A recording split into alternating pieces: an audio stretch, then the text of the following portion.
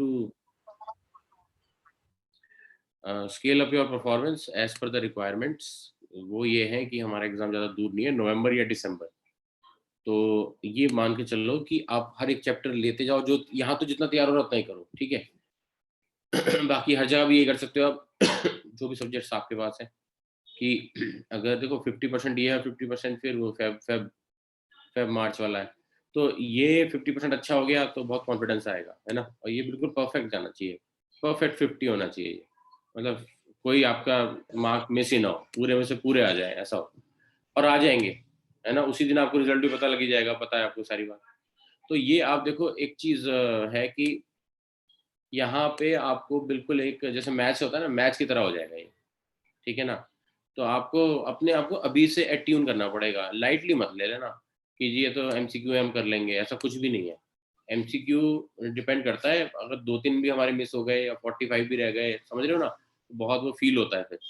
तो आपको अपने आप को बहुत एकदम से कैसे पढ़ना है, तेजी तेजी से पढ़ना है, पॉइंट्स नोट करने हैं, हाँ इस पे क्वेश्चन बन सकता है।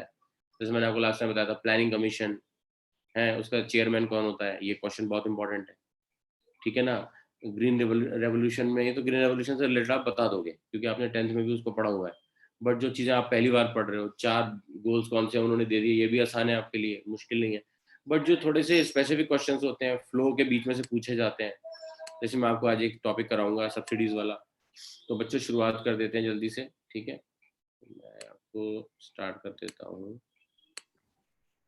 सबसे पहले बच्चों एक क्वेश्चन लेते हैं, और वो क्वेश्चन लेते हैं कि भाई इंपॉर्टेंस ऑफ ग्रीन रेवोल्यूशन, ठीक है। तो इसको ऐसे ले लेते हैं क्योंकि क्या थी importance of green revolution, benefits भी आप कह सकते हो इसके अंदर, ठीक है। बेनिफिट ज़्यादा अप्रोप्रिएट वर्ड होगा, बट इंपॉर्टेंस का क्या आ सकता है।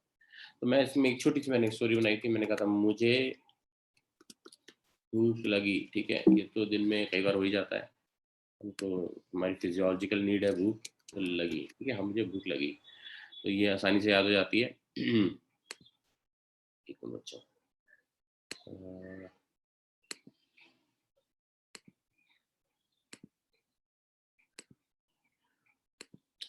सर इसको हम उसी में ऐड कर दें कि जो आप कल लिखवा रहे थे, पिछली क्लास में लिखवा रहे थे, या अलग क्वेश्चन बनाए इसके लिए भी?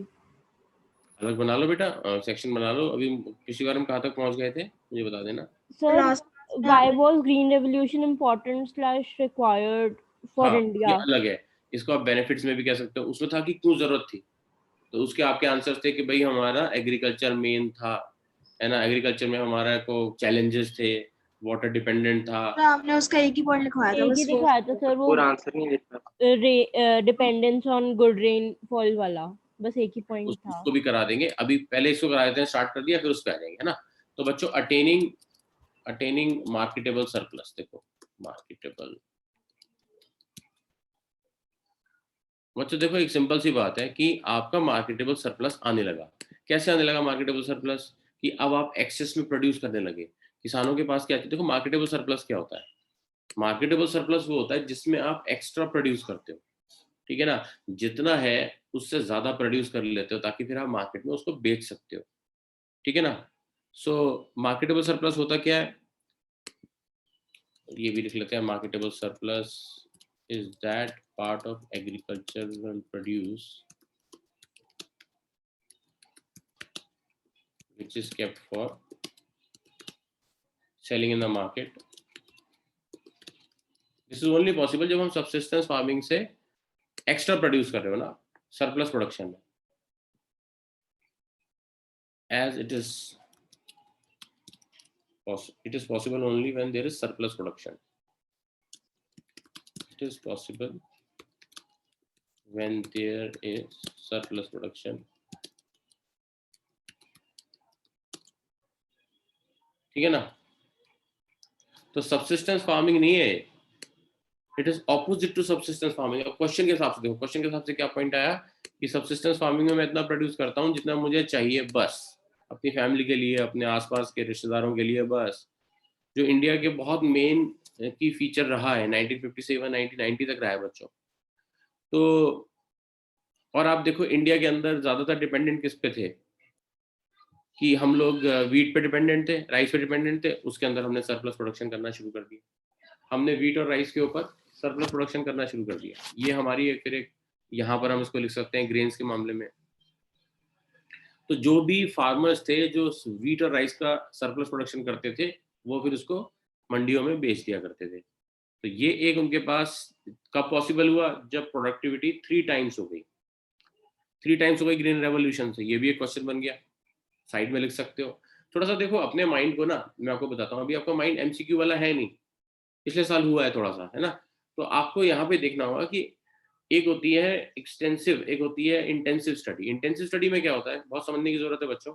आप थ्योरी पेपर में क्या करते हो, एक ही टॉपिक को बार बार पढ़ते हो, छोटा सा एक पेज है उसे 4 बार 5 बार, फिर रिवाइज करते हो, फिर कुछ टाइम बाद फिर रिवाइज करते हो, फिर वो दिमाग में सेट होता है, फिर आप उसे लिखते हो। तो राइटिंग कैपेबिलिटीज चाहिए होती है। तो यहाँ पर क्या है, आपको हो सकता है तेजी से चैप्टर पढ़ना पड़े, बट छोड़ना कुछ नहीं है, कहीं से भी क्वेश्चन बन जाएगा। और वो अप्रोच भी आपको रखनी है जहां पर आप सब चीजों को कंपेयर कर सको, इतनी नॉलेज भी होनी चाहिए। क्योंकि मान लो अगर डीप क्वेश्चन आ गया, रीजन एसर्शन बेस्ड क्वेश्चन जब आएंगे, तो वहां पर आपको अंदर तक उस कॉन्सेप्ट को समझना होगा। रीजन एसर्शन क्वेश्चन नहीं होते, अगर आप कॉन्सेप्ट को अंदर तक नहीं समझोगे तो रीजन और एसर्शन बेस्ड क्वेश्चन तो हो ही नहीं सकते। वो एक चीज आपको ध्यान रखनी पड़ेगी, ठीक है ना। अच्छा बच्चों, तो इतना हो गया हमारा। और इसके बाद हम आते हैं भूख। भूख से हो गया buffer stock of food gains, keeping buffer, या अकेला बफर भी लिख लोगे तो चल जाएगा, buffer stock of food gains. बच्चों देखो, मैंने आपको बार बार ये चीज बोली है, और ये अप्रोच इसलिए है कि आपको बार बार ये चीजें आपके दिमाग में जाती रहे। देखो, व्हीट हम ज्यादा प्रोड्यूस कर रहे हैं, सरप्लस प्रोडक्शन है। अब हम किसी बाहर की कंट्री पे डिपेंडेंट नहीं है, स्पेशली अमेरिका पे हम लोग डिपेंडेंट थे फूड ग्रेन्स के लिए, वो अब डिपेंडेंसी नहीं है। तो हमने सेल्फ रिलायंस के अंदर ये चीज भी पढ़ी थी, फॉरेन डिपेंडेंस नहीं होनी चाहिए, फॉरेन इंटरफेरेंस नहीं होनी चाहिए। याद आया बच्चों, ना फॉरेन कैपिटल के लिए, ना टेक्नोलॉजी के लिए, ना फूड ग्रेन्स के लिए। तो यहाँ पे buffer stock of food grains हमारे पास, बफर स्टॉक क्या होता है, हमारे पास इतना है कि हम उसको स्टॉक कर लें, कोई किसी भी खराब इवेंचुअलिटी के लिए, किसी भी खराब कंडीशन के लिए। मान लो अगले साल ड्रॉट आ गया, ऐसी सिचुएशन आ गई जहां पर हमारे पास फूड फूड ग्रेन्स नहीं है, तो हम उन जगहों पे भेज सकते हैं। अब जैसे आप देख रहे हो फ्लड्स आ रही है कई जगहों पे, तो फ्लड्स आती हैं तो बेटा क्या होता है, पूरे के पूरे सॉइल चले जाते हैं, है ना। वो सिर्फ फ्लड नहीं होती, वो बहुत कुछ गड़बड़ हो जाती है उसमें, पूरे के पूरे, वो कहते हैं ना शीट और इरोजन, है ना। पूरा का पूरा वो सॉइल का ऊपर का लेवल आपने पढ़ा था ना 10th में ज्योग्राफी में, वो पूरा का पूरा वो लेके चला जाता है, वो फिर नहीं आता। वो कहाँ कहाँ से उगाएंगे वहां पे, बंजर भूमि बन गई, सब कुछ तो ले गई फ्लड। तो ऐसी जगह पे फूड ग्रेन की जरूरत नहीं पड़ेगी, बहुत ज्यादा पड़ेगी। तो ये बफर स्टॉक वहां काम आएगा, ठीक है। कहीं पे मान लो कोई और नेचुरल कैलेमिटी हो जाती है या कुछ और हो जाता है, फूड ग्रेन्स पहुंचाने पड़ते हैं। अभी जैसे कोरोना के टाइम पे हुआ, है ना। तो गवर्नमेंट, अगर हम सरप्लस प्रोडक्शन नहीं कर रहे होते तो हमें बहुत प्रॉब्लम हो जाती। तो buffer stock of food grain जो रेशन शॉप्स के थ्रू वैसे भी सस्ता मिलता है, ठीक है ना। तो जो बीपीएल लोग हैं, बिलो पॉवर्टी लाइन, वो उसको अफोर्ड कर पाए। और बच्चों तीसरी चीज जो होती है वो होती है benefit to low income group. अब इसको समझना चाहिए। देखो, जो लो इनकम ग्रुप होता है उसके साथ क्या होता है, वो अपनी इनकम का बहुत बड़ा प्रोपोर्शन किस पे स्पेंड करता है। देखो, due to surplus production, due to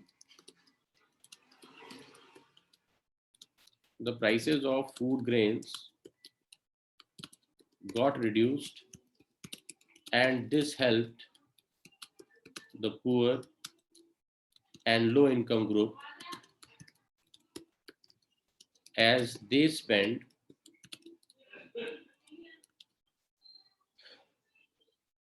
a significant proportion of their income on food grains, है ना, on it। किस पे ऊपर, फूड ग्रेन्स के ऊपर, ठीक है ना। तो ये देखो, अब इसमें 2 बार फूड ग्रेन्स रिवाइज हो गया, बस कुछ इसको एंड लगा दो, ऐसे कर दो यार, दिस कर दो, ताकि लैंग्वेज के भी सम्मान रहे, ठीक है ना। अब आप देखो यहां पर हमारे पास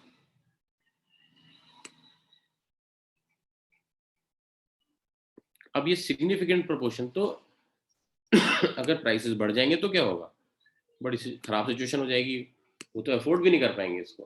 तो ये एक चीज यहाँ पर आप देख सकते हो, इसके अंदर गिवन है बच्चों, नोट कर लो इसको।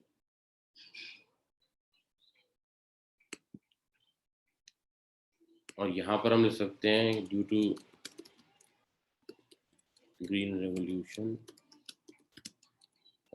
there was now buffer stock of food grain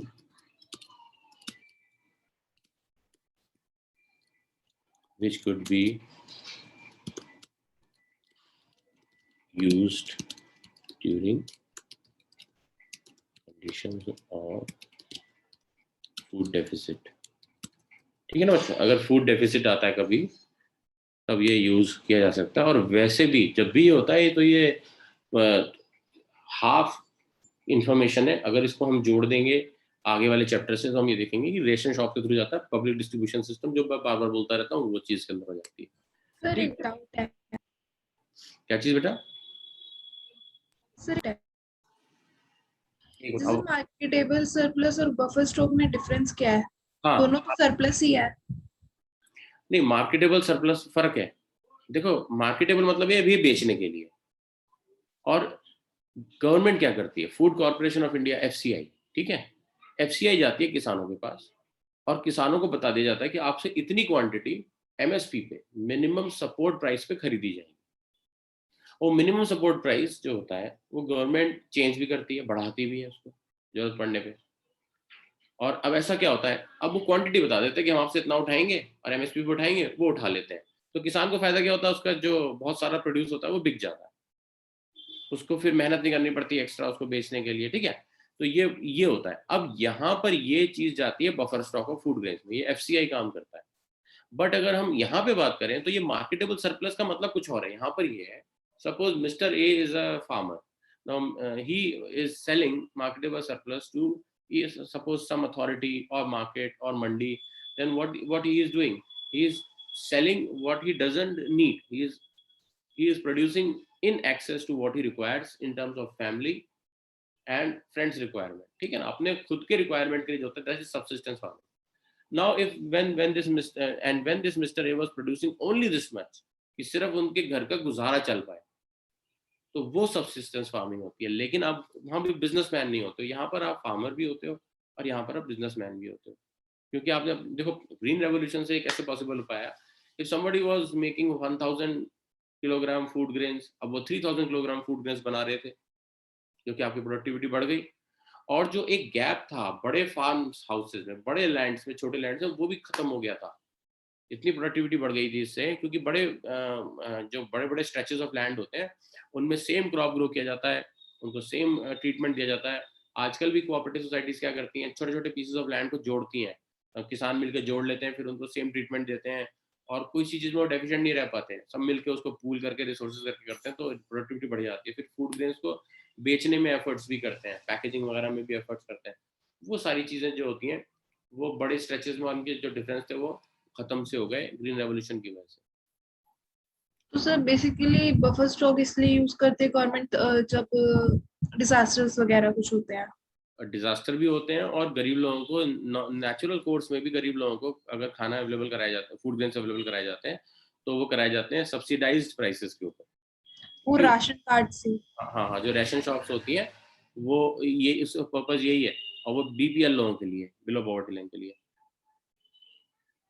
है ना, सबके लिए नहीं है वो, कि कोई BMW से उतरा और वो रेशन शॉप में जाके, वो गलत बात है। तो ये उसके लिए है जो एक्चुअली में डिजर्व करता है इसको, ठीक है ना। और ये होता है, देखो we have a mixed economy, है ना, we are also socialist in our approach, public sector और प्राइवेट सेक्टर दोनों चलते हैं, we are also capitalist in our approach. तो when you talk about being capital, तो वो हमारा फिर हो जाता है जब हम प्रॉफिट ओरिएंटेशन की तरफ जाते हैं, हम इंडिविजुअल बिजनेसमैन को कहते हैं भाई तू ग्रो कर। लेकिन जब हम कहते हैं हमें सबको देखना है, गरीब लोगों को भी खाना मिलना चाहिए, that is why because of this buffer stock of food grains and this green revolution, famines became things of past। ये आपको याद रखना होगा, जो ब्रिटिश एरा में बहुत ज्यादा जिनका फ्रीक्वेंसी थी, दे वर वेरी फ्रीक्वेंट, और उनको कंट्रोल ऐसे कर पाए थे। ठीक है बच्चों, तो ये हमारे पास हो गया, ये आप देख सकते हो। मुझे भूख लगी, इसको मैं अंडरलाइन कर देता हूँ, ठीक है। Marketable surplus, buffer stock of food grains, low income group, right. ये हमारे पास 3 पॉइंट्स आ गए। अब आपने कहा था कि मैंने जहां से छोड़ा था वहां से हम इसको वापस उठा लेते हैं। Why was green revolution important, ठीक है ना।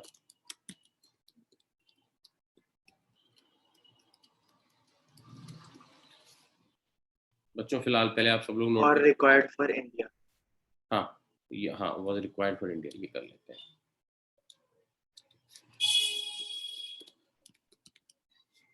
एक बार इसको नोट कर लो बच्चों, फिर इसको हम करते हैं। Take 1 minute.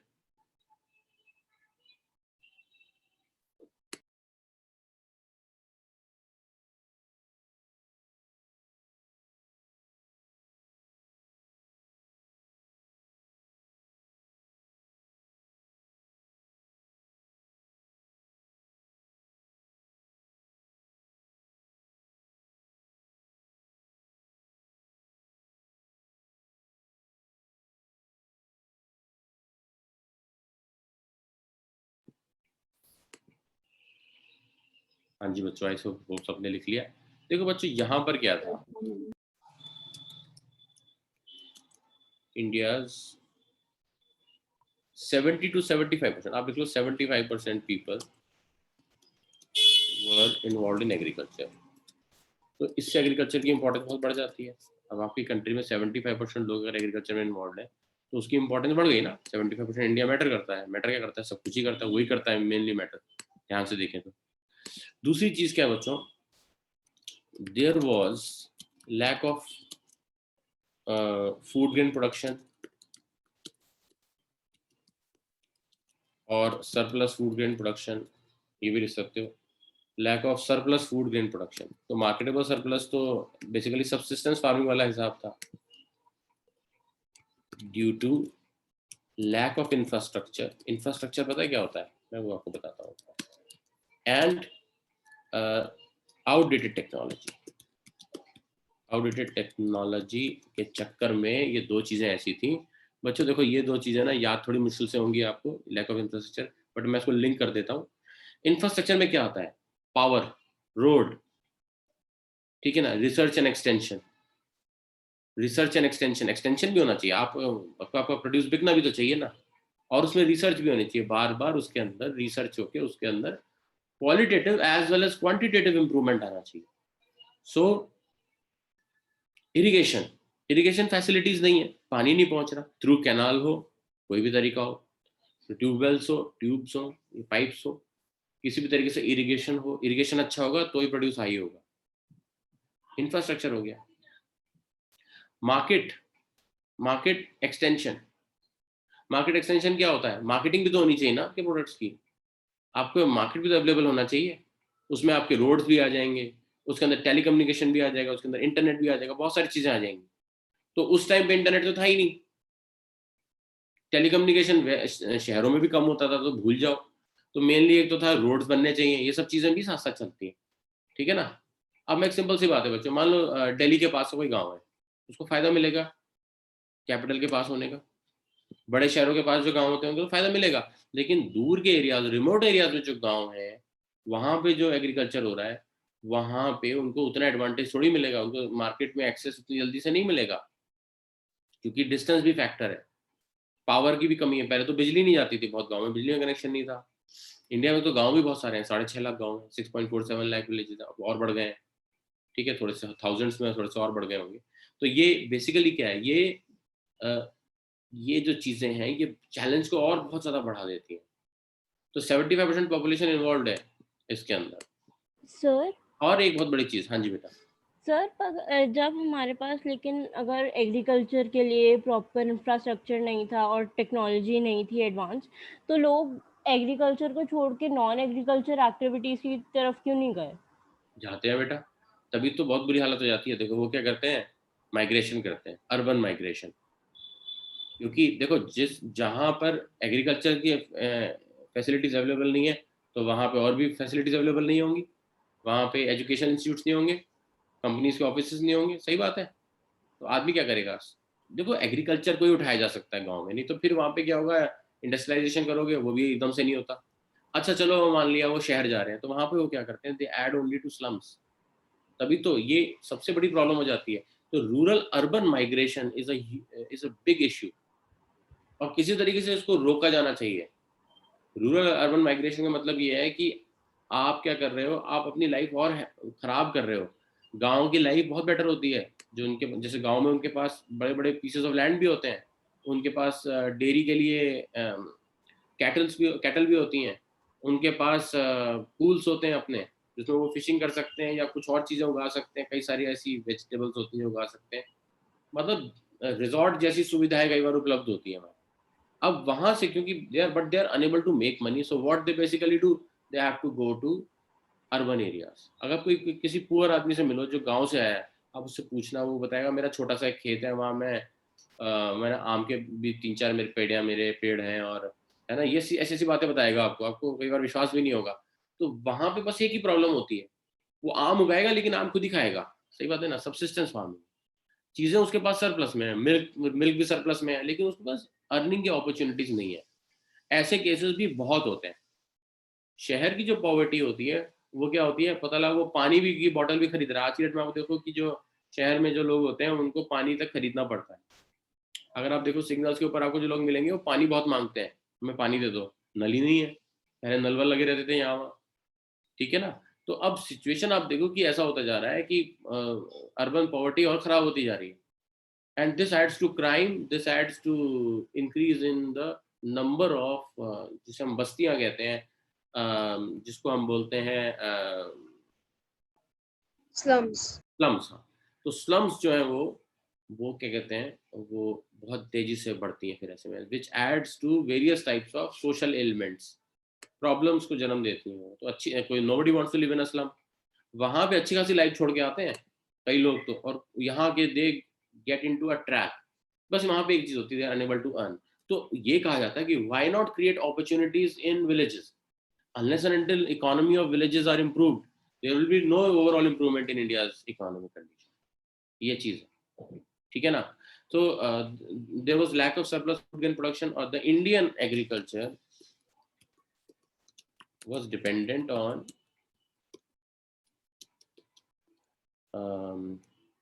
rainfall, monsoon कह दो इसको।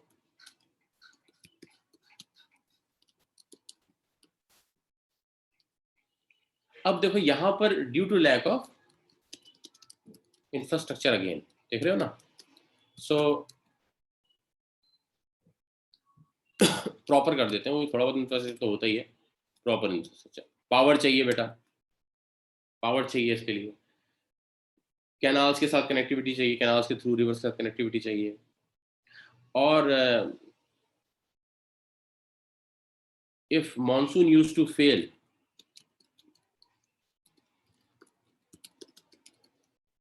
it led to bad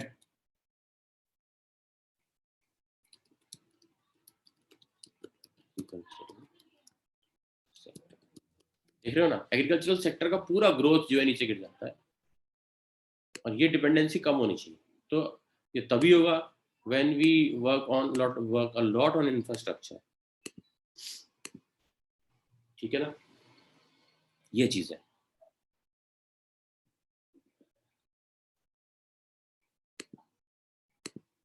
ठीक है बच्चों, तो 2 टॉपिक्स यहाँ पे हमने अभी भी निपटाए, जल्दी से आप देख लो इसको। सर इसमें फॉरेन डिपेंडेंस आएगा पॉइंट? नहीं बेटा, यहाँ पर एक चीज आप लिख सकते हो चाहो तो, कि ये ऐड कर सकते हो, बट कि इंडिया के थोड़ा सा डिपेंडेंस अपना कम करा उसने। अमेरिका एक्चुअली में क्या था, अमेरिका फूड ग्रेन्स भेजता था, तो हमारे को डिपेंडेंस तो रहेगी उनके ऊपर। अब ग्रीन रेवोल्यूशन से क्या हुआ कि वो भी चीज़ है, आप लिख सकते हो 4th पॉइंट, बिल्कुल लिख सकते हो, अच्छी बात बोली।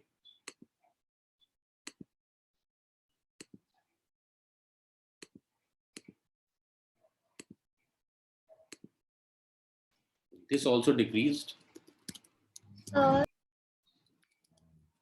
हाँ जी बेटा, ये वाला एक और बार समझा दो, why was green revolution required for India?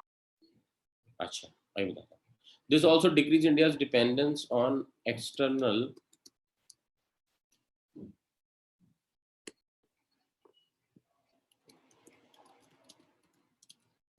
क्योंकि हम खुद ही इतना प्रोड्यूस कर रहे थे, बाद में तो हमने भेजना शुरू किया। आज की डेट में हम लोग भेजते हैं, कोई कंट्री होती है ना फूड डेफिशिएंट, अफ्रीका में कहीं हुई, बीच में नॉर्थ कोरिया भी भेजा था हमने, तो कोई भी कहीं पर भी कुछ जरूरत होती है हम भेजते हैं। कहीं सूखा पड़ जाता है तो ये चीज़ हमने अब कर ली है अपनी। अच्छा, क्वेश्चन क्या पूछा था बेटा? व्हाई वाज, ये दोबारा समझा दो।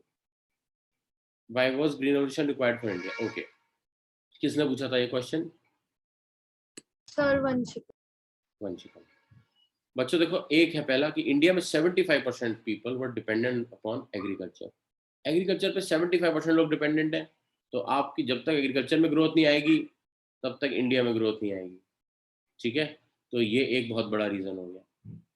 ठीक है, तो ये अपने आप में बहुत बड़ा रीज़न हो गया। दूसरा, सरप्लस फूड गेन प्रोडक्शन की कमी थी ज़्यादातर। There were cases of subsistence farming, we are talking about the period 1950 to 1990। तो वहां पर जो था सब्सिस्टेंस फार्मिंग के बहुत सारे केसेस। अब वो केसेस कम होने चाहिए। इट इज नॉट गुड कि आप अपने लिए उगाते हो, अपने को कर लेते हो, तो where is the growth? People will start living agriculture as their mainstay. ठीक है ना? कुछ ऐसा होना चाहिए कि people should love agriculture and agriculture should satisfy their needs, that should be the approach. और कहीं ना कहीं जो साइंटिस्ट थे हमारे, ये भी आप पॉइंट कर सकते हो कि we can not write the whole book here, so थोड़ा सा लिमिटेशन रहता है बच्चों।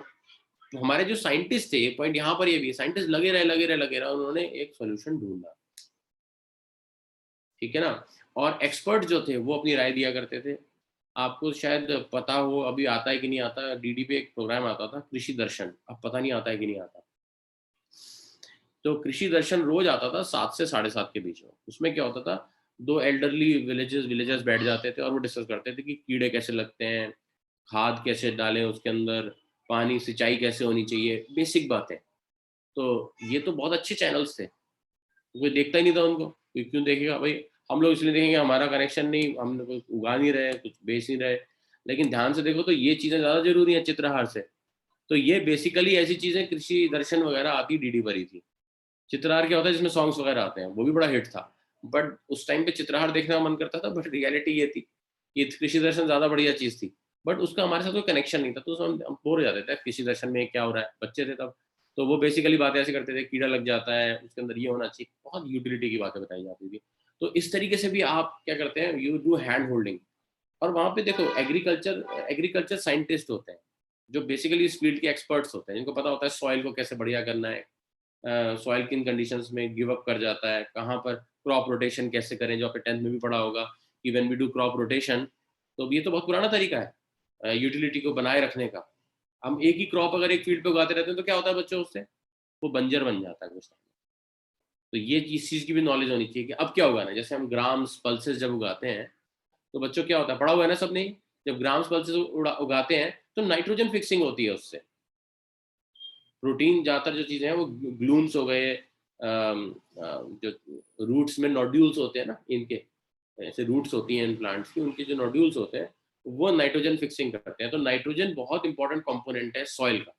बहुत सारे फर्टिलाइजर्स नाइट्रोजनस फर्टिलाइजर्स करके हैं, फॉस्फोर के फर्टिलाइजर्स हैं, पोटेशियम के फर्टिलाइजर्स हैं, ऐसे फर्टिलाइजर्स के बेसिस होते हैं। तो जो इन नाइट्रोजनस फर्टिलाइजर्स होते हैं ये बहुत इंपॉर्टेंट होते हैं, तो ये आप नेचुरली फिक्स कर रहे हो। तो ये बहुत छोटी छोटी बातें बताते थे, इवन वो लगा फर्टिलाइजर्स के बारे में, पेस्टिसाइड्स के बारे में बताते थे। तो ये सब चीजें उसमें आ जाती है, इन्फॉर्मेशन को शेयर करना, वो सब इंफ्रास्ट्रक्चर का पार्ट बन जाता है बच्चों। नोट कर लो बच्चों इसको, उसके बाद फिर हम आगे बढ़ जाएंगे। मैं फिलहाल लेट मी क्रिएट रूम, मुझे बता देना जब आप इसे नोट कर लो, तब फिर हम आगे बढ़ेंगे। किसी बच्चे का छूटना नहीं चाहिए क्योंकि मैंने लिखा थोड़ा ज़्यादा दिया है। लेट मी नो बेटा, जल्दी से बता देना। किसी को डाउट है तो बेटा कीप ऑन आस्किंग क्वेश्चंस।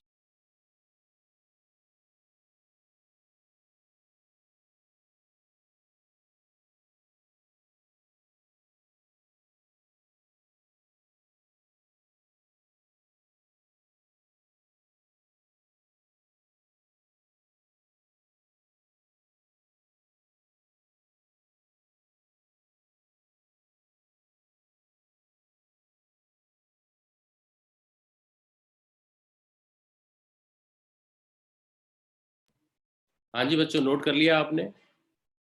सबने नोट यस कर लिया? सर। चलो मैं हटा दूं बच्चों इसको फिर। ओके बेटा, मैं हटा देता हूँ इसको, just give me a second.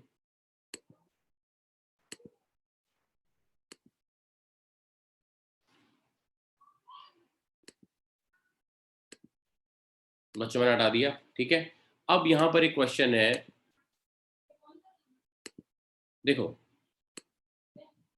ये थोड़ा सा आपने पढ़ा भी हुआ है। व्हाट वर द रिक्वायरमेंट्स,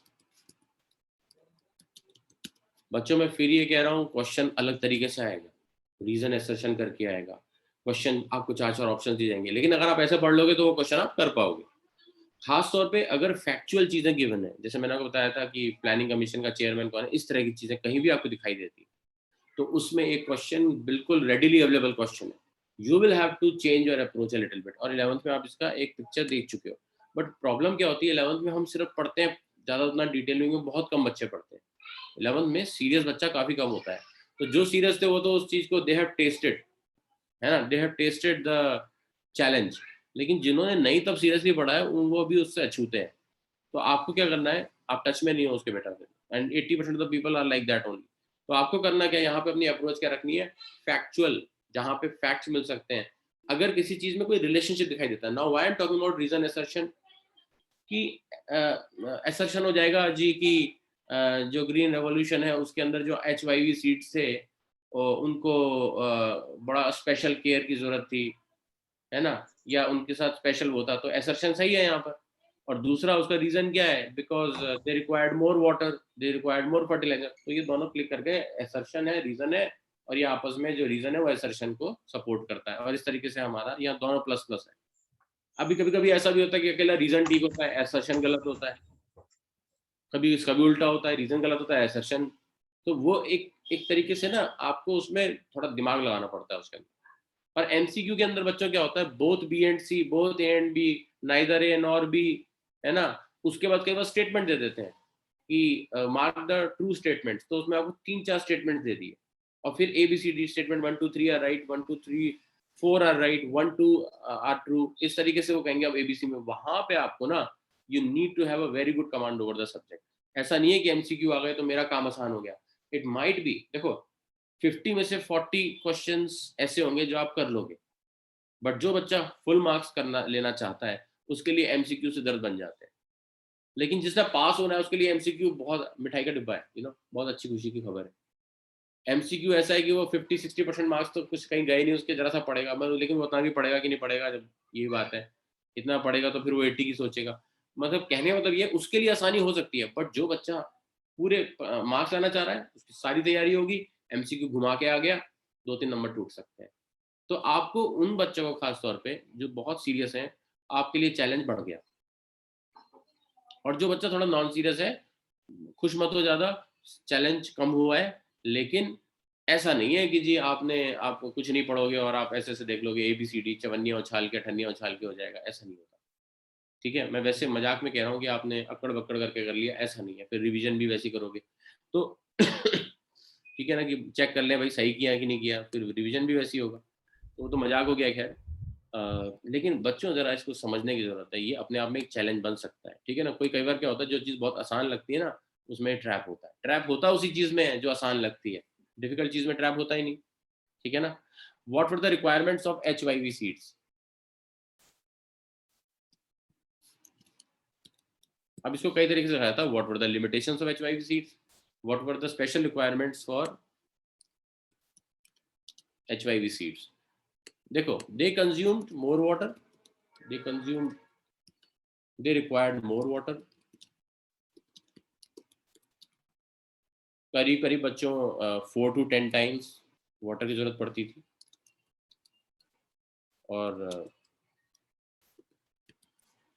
तो ये एक चैलेंज हो गया। अब एक गरीब किसान है और मान लो वो चला रहा है जी, जनरेटर चला करके वो वाटर पंप चला रहा है, ठीक है, उसको 4 से 10 गुना चलाना पड़ेगा, बिजली का खर्चा बढ़ गया उसका, समझ रहे हो ना, वाटर की रिक्वायरमेंट बढ़ गई, एक चैलेंज हो गया। अब ये चैलेंज था कि जो जो गरीब किसान है वो गरीब हो जाएगा, अमीर किसान अमीर हो जाएगा, ये एक बहुत बड़ा डर था। लेकिन ऐसा इतना ज्यादा हुआ क्यों नहीं, क्योंकि गवर्नमेंट ने अपना क्रेडिट एक्सटेंशन सिस्टम इंप्रूव किया।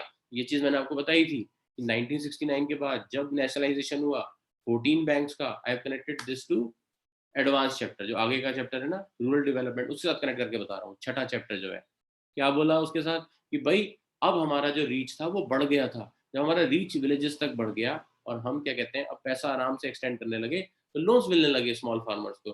फिर वो सीड्स, HYV सीड्स भी महंगे आते हैं बच्चों, वाटर का भी फिर कर पाएगा, पावर का भी अरेंजमेंट कर पाएगा। फिर फर्टिलाइजर्स पर उसको क्या मिल रही थी, subsidy. they required more fertilizers की रिक्वायरमेंट ज़्यादा हो गई थी. The requirement of pesticides was also huge, was also high.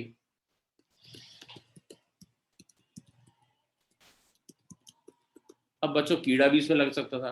कीड़ा लगने के चांसेस ज़्यादा हो जाते हैं, ठीक है ना, ज़्यादा जल्दी कीड़ा लग सकता है इसके अंदर. तो ये सब चीज़ें क्या करती हैं बच्चों.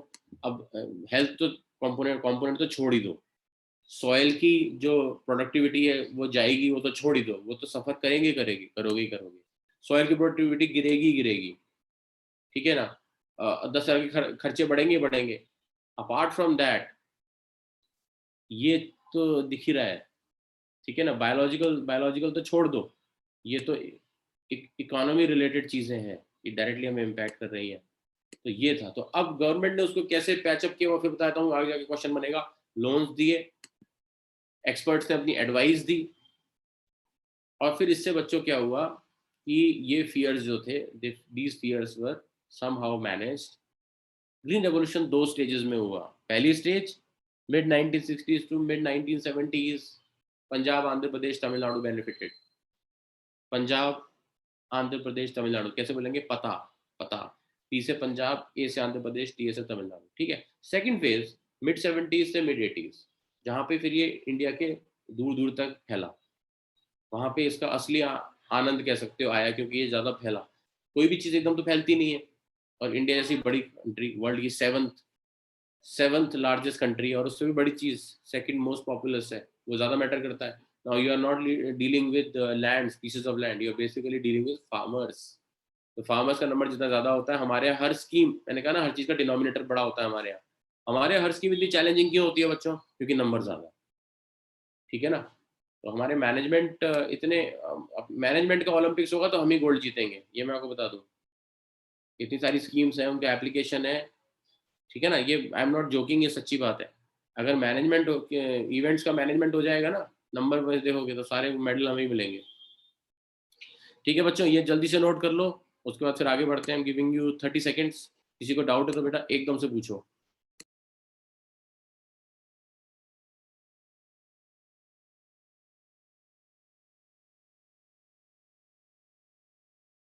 सर हाँ जी बच्चों.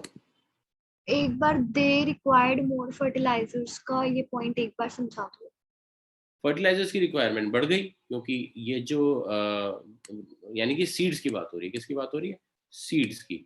यहाँ पे मैं लिख नहीं पा रहा हूँ इसको, एक मिनट. सीड्स की रिक्वायरमेंट.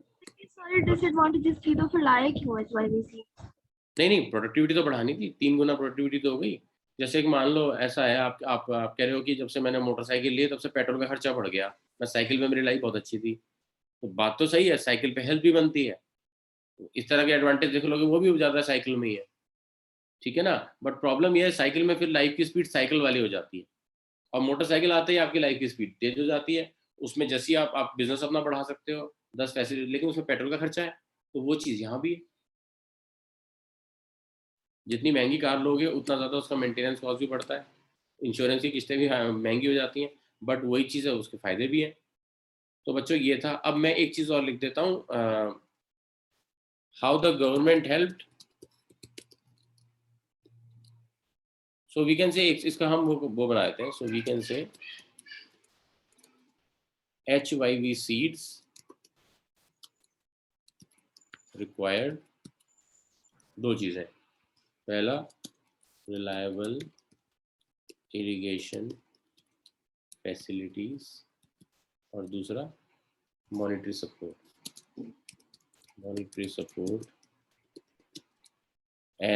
more funds कह सकते हो, monetary support in terms of loan for poor farmers, as more funds were required. ठीक है ना. सीड्स भी महंगी है, फर्टिलाइजर्स की भी जरूरत है. टू बाय सीड्स लिख लेते हैं. To buy seeds, fertilisers, pesticides and power का भी कंजम्पशन बढ़ जाएगा, वो चाहे तो मत लिखना ETC, बट ये फैक्ट है कि पावर का भी कंजम्पशन बढ़ जाएगा बच्चों.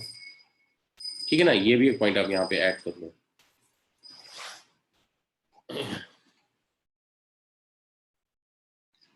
यहाँ पर ना एक पॉइंट छोटा सा क्वेश्चन और निकल लेते हैं जो हमारे चैप्टर में भी है।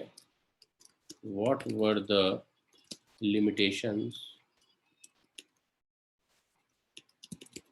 HYV seeds.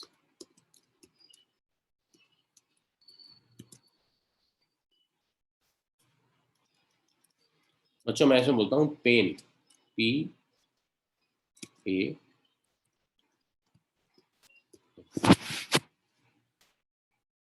limitations or drawbacks for introducing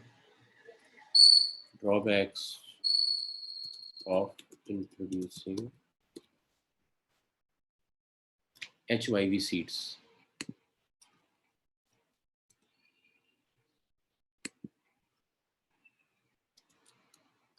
for green revolution. ठीक है, ये क्वेश्चन बढ़िया बन गया, पूरा बन गया।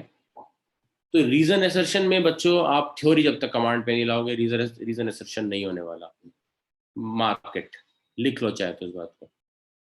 बेसिकली रीजन एसर्शन क्वेश्चन जो थे वो सिविल सर्विसेज वगैरह में आते थे पहले, तो वहाँ पर ना बहुत सोचना पड़ता है। अब ये स्कूलों में भी आने लगे हैं, तो यहाँ पर आपको अपने माइंड को ना बहुत कूल रख के उस क्वेश्चन को सॉल्व करना होगा। ऐसा भी हो सकता है कि आपने पता लगा तैयारी आपकी बहुत अच्छी है, आपने जरा सा प्रेजेंस ऑफ माइंड नहीं दिखाया, आपने जरा सा प्रेजेंस ऑफ माइंड नहीं दिखाया तो प्रॉब्लम हो जाएगी। पेस्ट अटैक,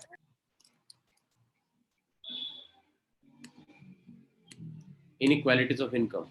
अब उसी चीज को मैंने यहाँ पे दूसरे तरीके से दिखा दिया। somebody is asking something। Sir ये जो 3 पॉइंट लिखवाया तो ये भी तो लिमिटेशन हो सकते हैं ना HYV सीड्स पे। है बेटा, लेकिन यहाँ पर it is a little different. देखो हमारी अप्रोच बदल गई है। यहाँ पर पेस्टिसाइड से पेस्ट अटैक आप लिख सकते हो, फर्टिलाइजर से और इन सब से आप मॉनेटरी सपोर्ट को यहाँ कर सकते हो। तभी मैंने क्या करा, I have drawn parallel between these two questions, तो मैंने यहाँ पे लिखवा दिया। तो आपको ये बहुत काम आएगा कि यहाँ पे स्पेशल रिक्वायरमेंट्स HYV सीड्स हैं और यहाँ पे लिमिटेशंस क्या थी। इन लिमिटेशंस की वजह से इसकी जरूरत पड़ी। क्वेश्चन वहां पे क्या आ सकता है, लिमिटेशन करके भी आ सकता है, और क्वेश्चन वहां पे अगर रीजन एसर्शन में आ सकता है तो वो इस तरीके से भी आ सकता है। यू आर राइट, बात वही है, नाक को ऐसे पकड़ा या ऐसे करके पकड़ लिया, बात तो एक ही है, बट यहाँ हमने ये भी अपना है उसके कंटेंट में, this is also a part. तो मतलब ये हुआ ना कि ये फिजिकल रिक्वायरमेंट्स हैं, मोर वाटर वगैरह, एंड ये कॉजेज हैं। हाँ ऐसा कह सकते हैं, बिल्कुल। तो बच्चों दे वर ससेप्टेबल टू पेस्ट अटैक, ये लिख लिया, एंड इनइक्वालिटीज ऑफ इनकम। ठीक है, इट वाज एक्सपेक्टेड, ये लिख लेते हैं, it was expected that the poor farmers, that gap between poor farmers and rich farmers will increase further due to green revolution। ठीक है, रीजन आपको पता लगी क्या है, क्योंकि वो ये सब चीजें अफोर्ड कर लेंगे और ये अफोर्ड नहीं कर पाएंगे। तो जब ये अफोर्ड नहीं कर पाएंगे तो ये हो जाएगा। और बहुत हद तक बच्चों ऐसा हुआ भी। देखो फर्टिलाइजर कंपनीज थी, उनकी बल्ले बल्ले हो गई क्योंकि गवर्नमेंट ने उनको सपोर्ट किया। भाई सब्सिडी मिल रही है, उनको तो पूरा पैसा मिल रहा है, उनको फायदा हुआ। जो रिच फार्मर्स थे वो वेल इन्फॉर्म्ड होते हैं, वेल अवेयर होते हैं, एजुकेटेड भी ज़्यादा होते हैं, उनके पास रिसोर्सेज भी होते हैं, उनके पास बंदे भी होते हैं दौड़ने के लिए, उन्होंने इस चीज़ का फायदा ज़्यादा उठाया। ठीक है ना। और जो पुअर फार्मर होते हैं उनको तो ये होता है कि उनको तो कोई आके बताता है, उनको तो ये वो खुद कुछ, तभी तो पुअर होते हैं क्योंकि वो इनिशिएटिव भी नहीं ले पाते अपने लिए, है ना। सेविंग की उनके अंदर हैबिट नहीं होती, एजुकेशन इलिटरेट होते हैं, तो ये तो सारी चीज़ें हैं। तो इस वजह से न्यूज़पेपर नहीं पढ़ते, स्कीम कौन सी आ रही है उनको पता ही नहीं होता जब तक आगे गवर्नमेंट इन्फॉर्म नहीं करेगी प्रॉपर, उनको बिठाया जाता है, समझाया जाता है, then they come to inform. और उसके बाद भी they have their own reservations कि नहीं नहीं नहीं हम ये चीज़ नहीं करेंगे, वैसे हमारी लाइफ इतनी टफ और टफ हो जाएगी। ठीक है ना। तो ये बहुत सारी चीज़ें हैं इसके अंदर। तो वो गैप के चांसेस थे, बट इस गैप को कैसे दूर किया गया, क्रेडिट सिस्टम को और बढ़िया करके लोन डिसबर्समेंट किया गया, लोन्स दिए गए, लो इंटरेस्ट रेट्स के ऊपर।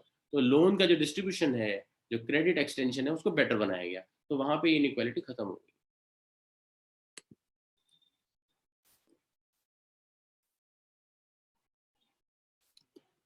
HYV seeds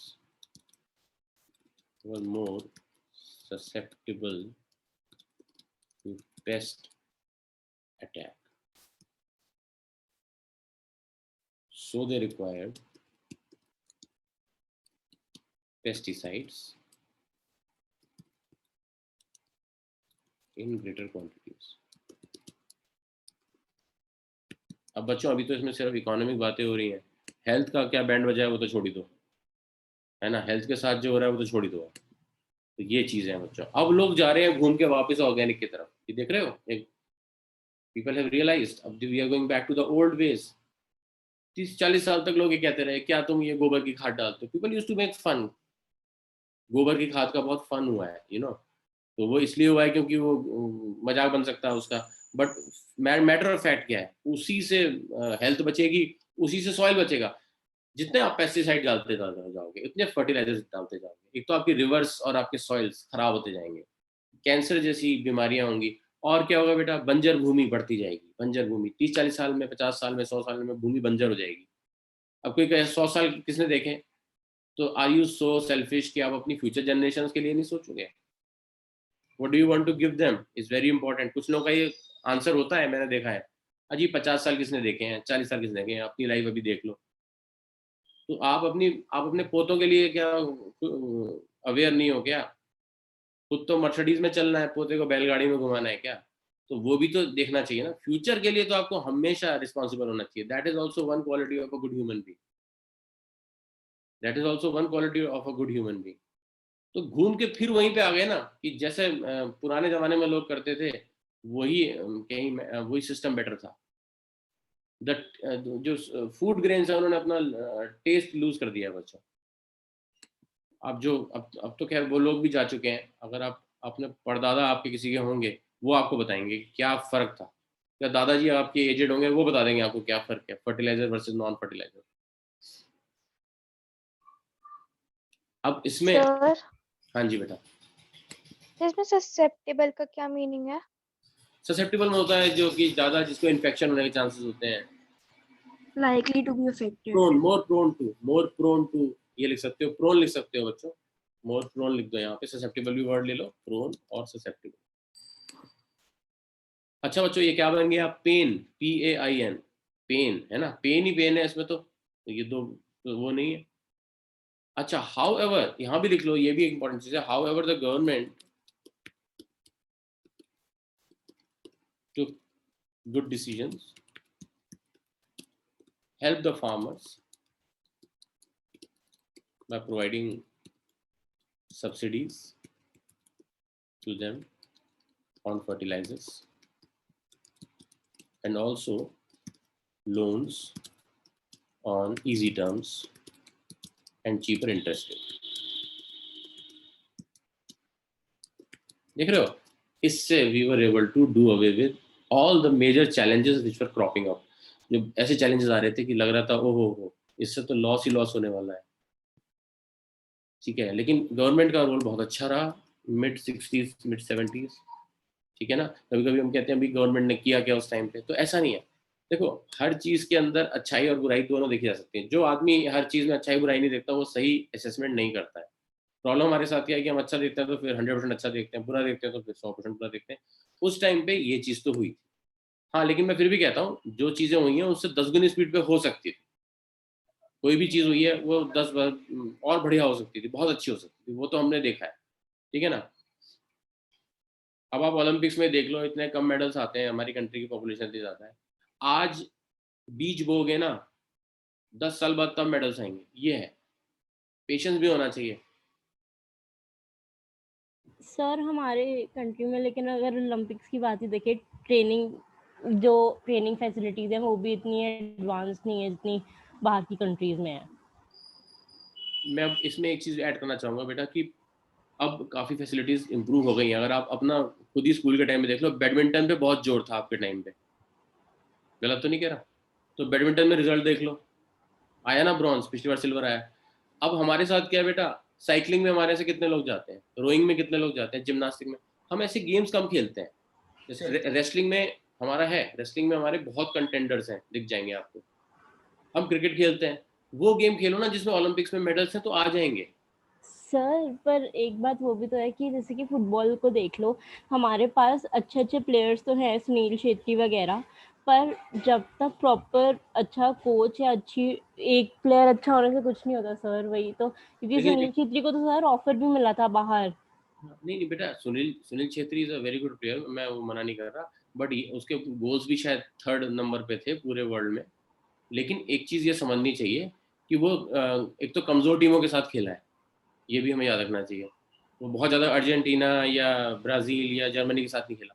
दूसरी चीज़ क्या है कि हमारा पिछले कुछ सालों में रैंकिंग बहुत तेज़ी से इम्प्रूव भी हुई है, वो हमें शायद पता नहीं है। वी वर लाइक 150 के नीचे थे, अब हम टॉप 100 में भी आए हैं, तो वो 60-70 का हमारे अंदर इम्प्रूवमेंट आया है। और इम्प्रूवमेंट कभी भी ऐसे नहीं आएगा, मुझे लगता है एक दिन वो क्वालिफाई करेंगे, 2030 या 34 तक भी क्वालिफाई, जो हमारी टीम खेलेगी एक दिन। सर वो तो इम्प्रूवमेंट आई है, जो अभी अंडर 19 वाली टीम है ना, हम्म। उसमें इम्प्रूवमेंट आई है, दूसरी वाली में नहीं आई, अंडर नहीं 19 वाली में आई है। देखिए, मेन है उसका रैंक देखना, इम्प्रूव हुआ है, 100 के अंडर आ गए हम, 90 के आसपास होगा मेरे ख्याल में। अब 100 के नीचे गिर गए तो फिर से हम नीचे जा रहे हैं, लेकिन 100 के ऊपर आ गए, पहले हम 150 के नीचे थे, तो फर्क तो पड़ा है, फर्क तो पड़ा है। देखो, एक मैं वो रीजन बता रहा हूँ, हमारे यहाँ कितने इंफ्रास्ट्रक्चर की बात कर लो, बुरा नहीं मानना बच्चों, आपके घर के आसपास जो पार्क है वहाँ गाड़ियाँ पार्क हो रही हैं, बच्चा कहाँ फुटबॉल खेलेगा। और ये सेहत के लिए भी ठीक नहीं है, गाड़ियों का अचार डालना है, एक घर में एक गाड़ी भी हो सकती है, 3-3 गाड़ियां ले लेते हैं लोग, और उसके बाद पार्क्स में गाड़ियां खड़ी होती हैं, तो सेक्रीफाइस हर लेवल पर होता है। हर चीज गवर्नमेंट करके नहीं देगी, चाहे वो दिल्ली गवर्नमेंट हो चाहे स्टेट गवर्नमेंट हो, हमें भी कुछ सोचना चाहिए, हमें ही करना है, गवर्नमेंट हमसे ही आती है, सीधी सीधी बात देखो ना। तो मैं कह रहा हूँ, कई लोग कहते हैं ना, कुछ लोग सिर्फ दिल्ली गवर्नमेंट की तारीफ करते हैं, कुछ लोग सिर्फ सेंट्रल गवर्नमेंट तारीफ करते हैं। मैं कहता हूँ, why don't you question both the governments and why don't you praise both the governments.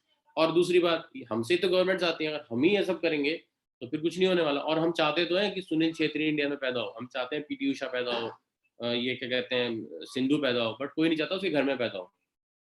सब चाहते हैं डॉक्टर्स इंजीनियर्स पैदा हो जाए। तो ये चैलेंज भी लेना पड़ता है, बहुत टफ लाइफ होती है एक प्लेयर की, और पढ़ाई तो का तो बैंड बजता है अच्छे तरीके से, तो बहुत रिस्क होती है। तो ये देखो, एक सिंपल सी बात है, चेंज आ रहा है, बट मैंने कहा ना, अभी भी मैं कह रहा हूँ, यही चीज 10 गोल्ड मेडल तक पहुंच सकती है, अगर हम यही साइकिलिंग कर रहे होते, रोइंग कर रहे होते, जिम्नास्टिक्स कर रहे होते, उसमें कोई अभी हम करते ही नहीं है। रेसलिंग में देखना कुछ ना कुछ आ जाएगा, ठीक है। हॉकी हमारा वो होता था मेन स्पोर्ट, बट प्रॉब्लम क्या हुई उसमें, प्रॉब्लम ये हो गई, पहले घास के मैदान होते थे, तो हम लोग 75 के बाद वो घास, वहां तक वर्ल्ड कप जीता है हमने, 80 में मॉस्को गोल्ड जीता है, उसके बाद क्या, घास के मैदान की जगह टर्फ आ गई, वहां वो अडेप्ट नहीं कर पाए। तो कुछ ऐसा भी हुआ है कि जो वेस्टर्न नेशंस हैं, ये अपने, कबड्डी क्यों नहीं है, मैं कहता हूँ कबड्डी होनी चाहिए, गोल्ड हमारा पक्का है, कबड्डी नहीं है, कबड्डी होनी चाहिए, बिल्कुल होनी चाहिए। अब जैसे कुछ उनका बस एक क्राइटेरिया, आप उसमें रिंग्स देखते हो ना ओलंपिक्स के अंदर, वो कॉन्टिनेंट्स को रिप्रेजेंट करते हैं, गेम्स ऐसे होने चाहिए ज्यादा से ज्यादा कॉन्टिनेंट्स में खेले जाए, इसलिए क्रिकेट नहीं है उसमें। तो जिन चीजों हम अच्छे हैं ना, वो खेले नहीं जाते वहां पे, नहीं तो हम कुछ गोल्ड ला सकते हैं। उन्होंने अपने हिसाब से गेम्स रखे हुए हैं, अपने हिसाब से उन्होंने गेम रखे हैं, ये बहुत बड़ी चीज है, बहुत बड़ा रीजन है इसका। तो सर ये वरना हैंडबॉल भी तो आराम से इंडिया में अगर देखें तो ला सकते हैं, पर हैंडबॉल की रिप्रेजेंटेशन ही नहीं है इंडिया की इतनी हैंडबॉल में। हैंडबॉल में हाँ बिल्कुल। अच्छा, पहले लोग कहते थे कि जी हमारे यहाँ हाइट हेल्थ, ऐसा तो कुछ नहीं है, हमारे यहाँ भी लंबे लोग होते हैं।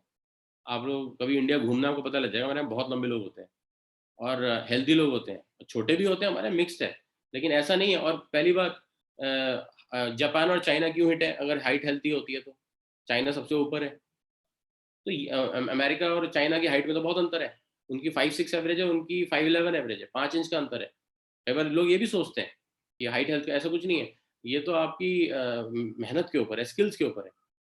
इंडिया के वो ध्यानचंद थे, उनकी हाइट कोई बहुत ज़्यादा थोड़ी थी, या ये सचिन तेंदुलकर, तो ये तो आपकी उसके ऊपर है, स्किल्स हैं, स्किल्स हैं, और एक सेक्रीफाइस चाहिए होता है।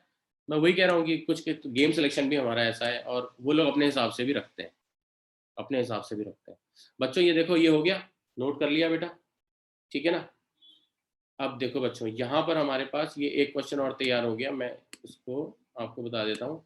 अब मैं फिर कहूँगा बेटा, अब एक थोड़ा सा अप्रोच प्लीज चेंज करो, एमसीक्यू अप्रोच लेकर आओ, 2 अप्रोचेस लेकर आओ, 2 pronged अप्रोच।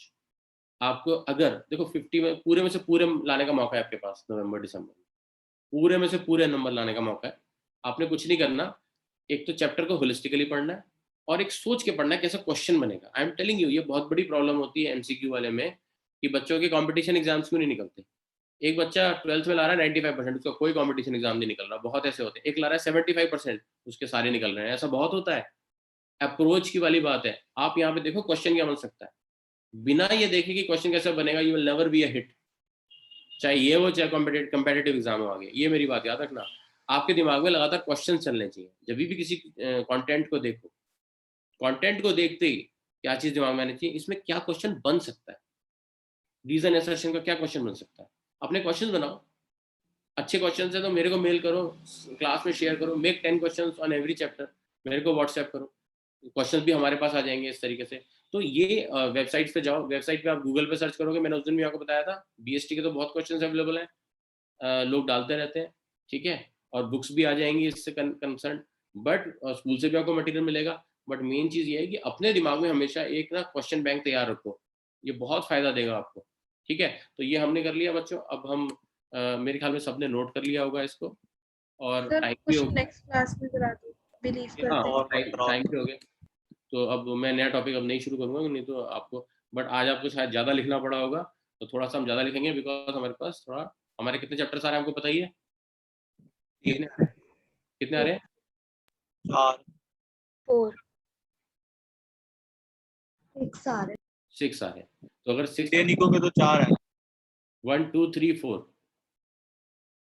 5 और 6 एचसीएफ, टोटल 6 है शायद। एचसीएफ और रूरल डेवलपमेंट 5 छठा चैप्टर। सर वो ठीक है, 6 टोटल है चैप्टर्स, पॉवर्टी के अंडर भी आ रहे हैं हमारे 2 चैप्टर और,